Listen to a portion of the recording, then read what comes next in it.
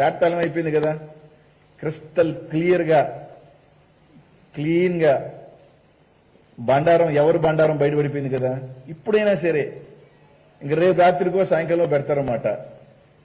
అది కూడా పెట్టేది కూడా మా సైట్లు, ఇరిగేషన్ దోపిడీ సైట్లు, మా దగ్గర కొట్టేసిన సైట్లు, ప్రభుత్వం దగ్గర నుంచి కొట్టేసిన సైట్లో కూర్చొని ఆడ కూర్చొని ప్రెస్ మీట్లు పెడుతుంటారు. మళ్ళీ అవి కూడా తప్పులే, అబద్ధం చెప్పకుండా.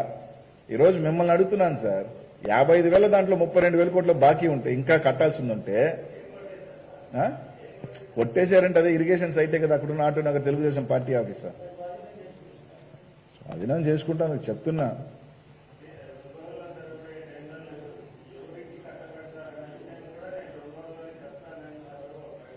ఆయనకేమన్నా తెలుసేమో, ఆయన రింగ్ మాస్టర్ కదా. అటు కదా ఈ ప్రాజెక్టులన్నీ రింగ్ చేయటం, వీళ్ళు కట్టబెట్టడం గతం జరిగింది. అదే రింగ్ లోనూ ఎవరికి వస్తుంది ఆయన చెప్తుంటే మేము కూడా చెప్తాం 23 సాయంకాలం ఎవరికి వస్తుంది టెండర్ అని. అవును అవును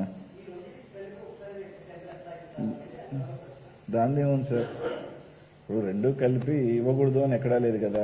మనము సెంట్రల్ ప్రాజెక్ట్ అయినప్పటికీ కూడా మన పరిధిలో కట్టుకునేదంతా కూడా మీరు ఇష్టం అని చెప్పి మనకు అప్పచెప్పేసిన తర్వాత ఓన్లీ పర్యూ ఆఫ్ ఇది లెక్క వాళ్ళు ఉన్నప్పుడు ఎందుకు ఇవ్వకూడదు, తప్పే ఉంది అని నేను అడిగేది. ఏంటంటే సార్ 10 రూపాయలు తగ్గుతుందంటే ఆయనకి బాధ ఏంటి అని, అసలు ఆ కడుపుమంటే ఏంది.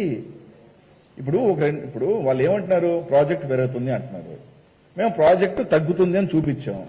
ఇక బాధ ఏంటి అతనికి? నవంబర్ దాకా పనులు జరగవు, ఈ వరదలో పని జరిగే పరిస్థితి ఉందా లేదు, వరద తగ్గంగానే పోలవరం పనులు మొదలు పడతాయని మేము అంటున్నాం. అవైనప్పుడు మీరు మాట్లాడితే బాగుంటుంది. మేము వరద తగ్గిన తర్వాత పనులు మొదలు పెట్టకపోతే మీరు మాట్లాడితే అర్థం ఉంది. వరదల్లో కూడా పని ఆగిపోయిందంటే పని ఆగిపోక ఇంకేం చేస్తుంది? అవునా కదా sir? It shows common sense కదా. వరదల్లో ఎవడూ పని చేయలేడు, ఆయనైనా ఆపాలా మేమైనా ఆపాలా. వరద ఆగిన తర్వాత మేము పనులు మొదలు పెడతామని చెప్తున్నాం. ఇప్పటికీ దాని మీద ఉన్నాం. రివర్స్ టెండరింగ్ లో డబ్బులు తగ్గితే బాధేండి, దానికి ఎందుకు ఆ కడుపు మంట?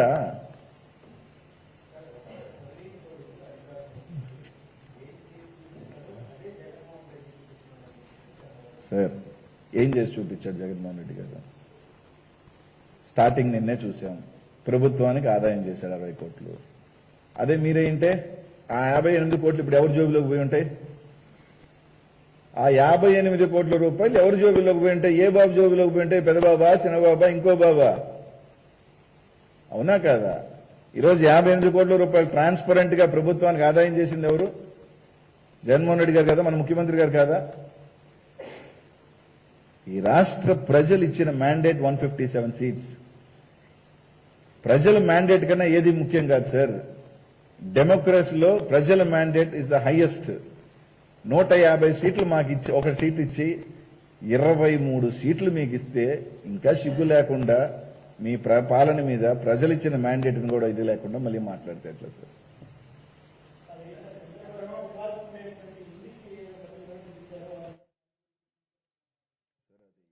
పూర్తిగా సిఆర్డీఏ పరిధి. ఆయన ఇల్లు ఎందుకు సార్? అది లింగంనేని ఇల్లు కదా. లింగంనేని లీగల్ కన్స్ట్రక్షన్ ఉన్నారు. ఖాళీ ఇస్తే లింగంనేని ఇల్లు ఇస్తారు. ఆయనకేం బాధ? ఆయన ఖాళీ ఒక అద్దెంట్లో ఉన్న వ్యక్తి, ఎవరైనా అద్దెంట్లో ఉంటారు, ఆ ఓనర్కి మేము ఇస్తే అద్దెంట్లో ఉన్నాడు ఇంకో ఇంటికి పోతాడు అంతే. ఆ అద్దెంట్లో ఉన్నాడు నా ఇల్లు కొట్టేస్తున్నారు, నా ఇల్లు కొట్టేస్తే బాధపడుతున్నాడంటే ఆ ఇల్లు ఏమన్నా అనామత్తుగా రాయించేసుకున్నాడా, లేకపోతే అది తానని ఫీల్ అవుతున్నాడా? నాకైతే అర్థం కావట్లేదు సార్. బేసిక్ గా లింగంనేని వచ్చి మాట్లాడాలా, ఎందుకంటే it's Lingamaneni's house, owner is Lingamaneni వచ్చి మాట్లాడాలా. సార్ నా ఇంటికి నోటీస్ ఇస్తున్నారు, నా ఇల్లు కొట్టేస్తున్నారు అని. అద్దెకున్నాడు బాధపడుతున్నాడు, అద్దెకున్న వ్యక్తి మొరబెట్టుకుంటున్నాడు. ఇక్కడ ఎక్కడా లేదు ఇది నాకు తెలిసి, అంతే కదా.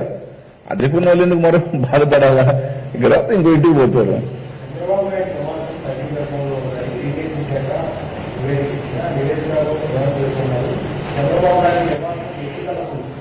సార్ నది గర్భంలో ఉందని గతంలోనే మేము కాదు, ఆయన ముఖ్యమంత్రిగా ఉన్నప్పుడే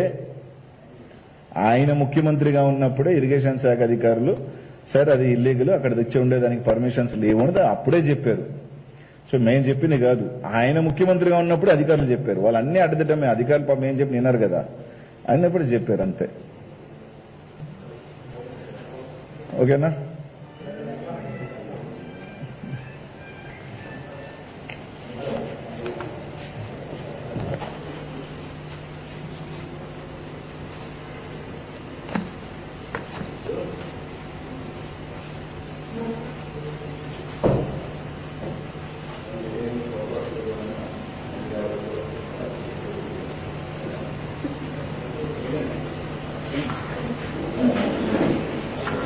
ఇలాంటి మరెన్నో విషయాలు మీరు తెలుసుకోవాలనుకుంటే వెంటనే మా ఛానల్ ని సబ్స్క్రైబ్ చేయండి.